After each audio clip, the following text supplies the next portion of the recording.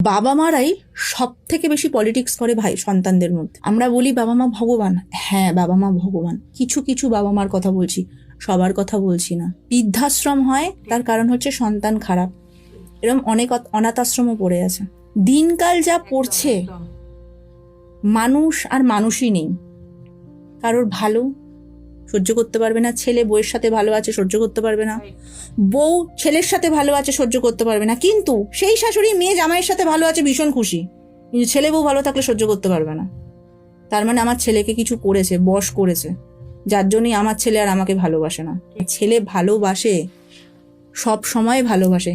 পরের বাড়ির মেয়েটাকে ইম্পর্টেন্স দেওয়া হচ্ছে তার মানে এই না যে সেই মেয়ে কিছু করেছে। সারা জীবন বাবা মা বেঁচে থাকে না, শেষ দিনের সাথী হয় বউ।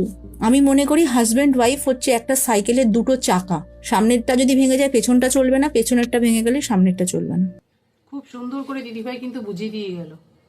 এরকম যদি প্রতিটা সংসারে এরকম নেগেটিভ চিন্তাভাবনা ছেড়ে পজিটিভ চিন্তাভাবনা নিয়ে যদি থাকা যায়, শাশুড়ি মায়েরা যদি বউদের সাথে এইভাবে অ্যাডজাস্ট করে থাকতে পারে, সত্যি সংসার একদম সোনার সংসার হয়ে উঠবে, কোনো অশান্তিই থাকবে না।